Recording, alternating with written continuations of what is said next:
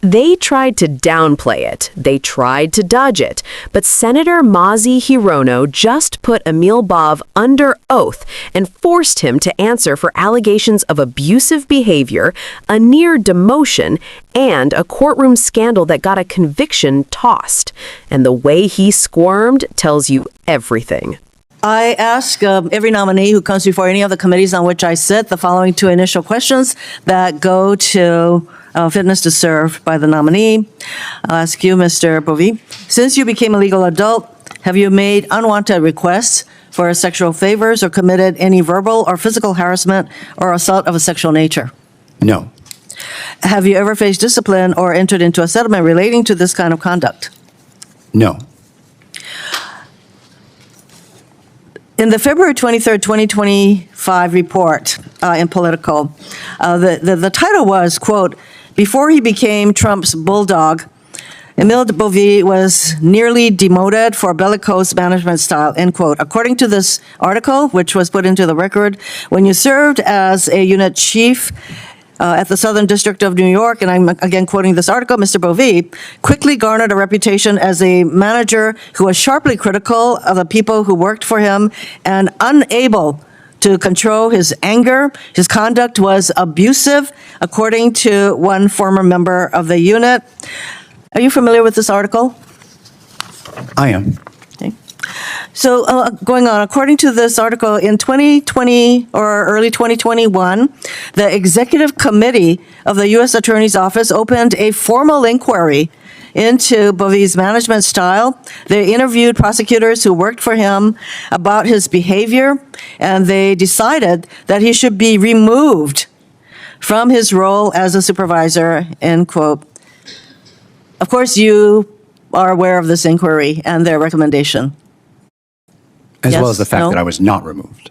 Yes? I was not removed, Senator. Can you speak into the mic so we can all hear your answers, please? I apologize. I was not removed, Senator. I know you were not removed because the article goes on to say that when this committee decided to demote you and remove you, you pleaded with them to allow you to remain in your job, and you pledged that you would commit to improving your behavior. Did you do that? Did you request they not remove you? Did you plead that you not be removed and that you would change your behavior? That characterization is not accurate, Senator. So you did not change your behavior at all, or did you? Senator, I'm not perfect, and so when I get constructive criticism, I absolutely... Speak into the mic, please. When I get constructive criticism, I absolutely take account of that and try and be better at my job. And I did that in that instance. But the characterization in that article by anonymous sources from a whisper campaign from SDNY alums is not accurate. The fact of the matter is, though, this committee did talk to people who worked for you, and they concluded that you engaged in abusive behavior and that you should be removed, but you got to stay. And the article, you disagree with the characterization, but why would they go through all this trouble to investigate and all of that, and they let you stay? Unless I hope that you had said, well, you would change your behavior. Because the attitude, the behavior of a judge, I think is, that is important for us to understand.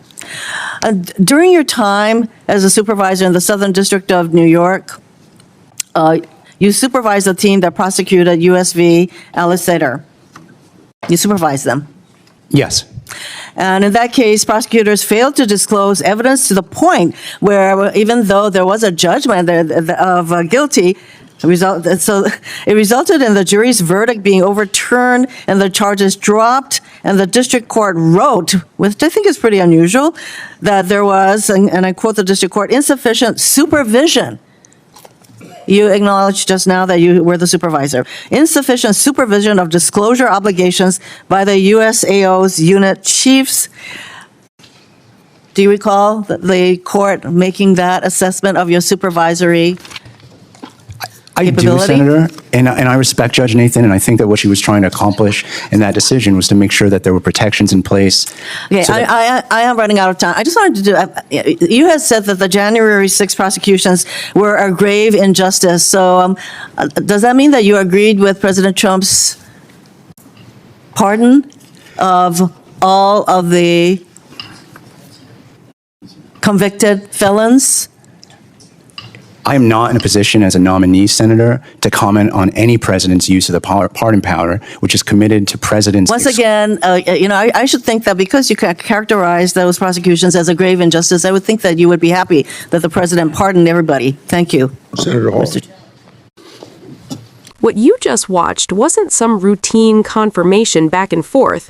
It was a direct confrontation with power, accountability, and character. Senator Mazie Hirono did what too many in Washington refused to do. She put the record on the table and asked whether someone being considered for enormous authority has actually shown the temperament and integrity that job requires. The reporting is clear. Emil Bove wasn't just a tough boss. According to multiple accounts, his management style was so toxic that leadership at the Southern District of New York opened a formal inquiry into his behavior and considered removing him from a supervisory role. That is not normal. That is not trivial. That is not something that happens because someone sends a few stern emails. It happens when people who work under you say your conduct is abusive and out of control. And instead of giving the country a straight answer, what did we get? We got deflection, we got anonymous source complaints, we got talk of whisper campaigns. But here's the thing. Offices do not launch formal investigations and consider demotions based on whispers. They do it because there is smoke, and usually because there is fire. Then there's the courtroom failure. Bove supervised a team in a case so badly handled that a judge threw out the conviction because prosecutors failed to disclose evidence. The court didn't mince words. It cited insufficient supervision. That's not a technicality. That's a collapse of responsibility. When you're in charge, you don't get to pretend you're just another bystander when things go wrong. Leadership means the buck stops with you. And let's be honest about what this is really about. This isn't some personality dispute. This is about whether someone who has been accused of abusive management, who was nearly demoted, and who oversaw a prosecution so flawed it got overturned, should be handed even more power inside a justice system that is already under enormous strain.